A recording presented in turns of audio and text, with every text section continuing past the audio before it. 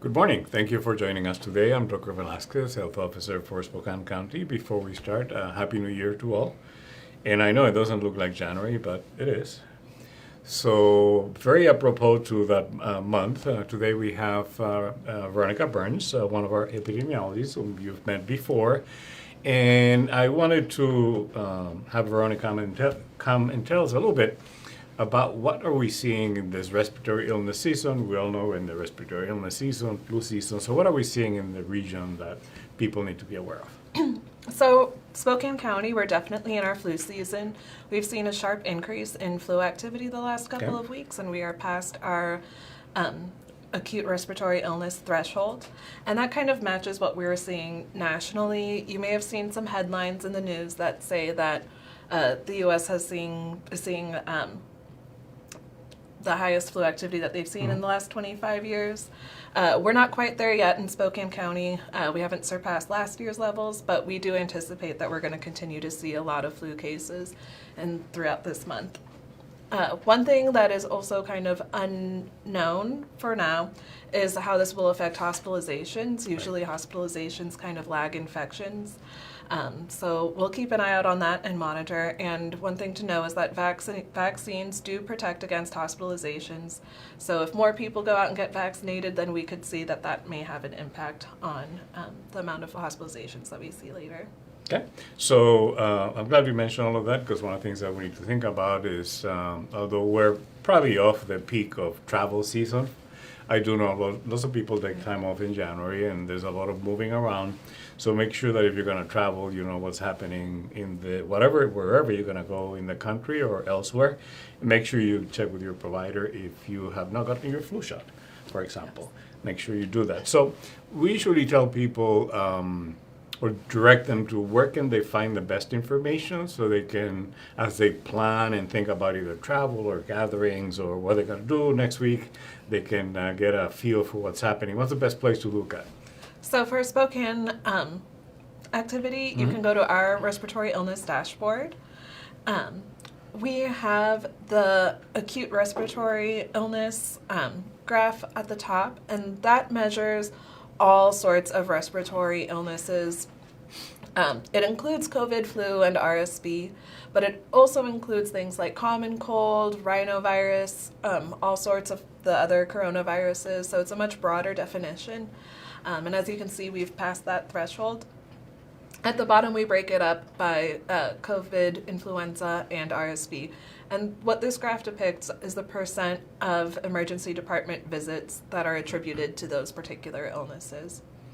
Wonderful. And we have that on the screen so people can actually see it, and you can go to our website and find it. And I will suggest that you take a look at it because it tells you where we're at. And as Veronica mentioned, that's based on emergency room visits. And we do know that flu and other illnesses can be severe enough that people need more acute care. But one of the things I want to say is if you're not sure, contact your provider so they can guide you to the best available means of care for you. It could be an energy center, it could be a telehealth visit, it could be a visit to your primary care provider. And the reason for that is if you're acutely ill, we want to make sure you're not infecting others and follow the appropriate precautions, which hospitals and others will be able to tell you. Now, when we were looking at that, you talked about the broken down into the 3 illnesses, but we also saw that orange dotted line that said alert threshold that went over there. So can you tell us what that is? Is that like the zombie apocalypse? I mean, what does that mean? Sure, that's not quite the zombie apocalypse. I'll explain a little bit without going too much into detail, but basically, typically throughout the year we have low respiratory activity. Okay. And so we look at this might be a little too technical, but we look at 2 standard deviations above the mean of that activity so that and that's what determines our ARI thresholds. And that number is based off of the previous 3 years of data that we have.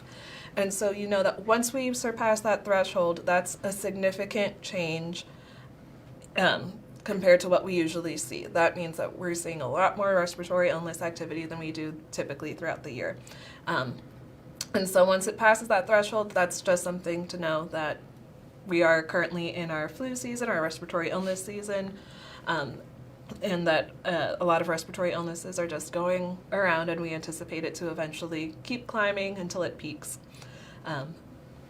for the season. Wonderful. So I'm glad you explained that. And I guess folks remember your high school statistics. 2 standard deviation means it's higher than the norm, and that's a good way to look at it. But I'm glad that we showed that in the background because it does have a lot of information. And lots of times people just look at the headlines, but this is a way to find out exactly what's happening in your area, which I think is important. So as we continue this trend, as you mentioned, that we may see a little bit more going forward, what's the best thing that anybody can do to protect themselves or protect those that may be at risk for more severe disease, like seniors and the very young and those that have pre-existing conditions? What can we all do? Sure. So the number one thing to do to protect ourselves from severe illness like hospitalizations is to go out and get your flu vaccine. It's not too late to get your flu shot.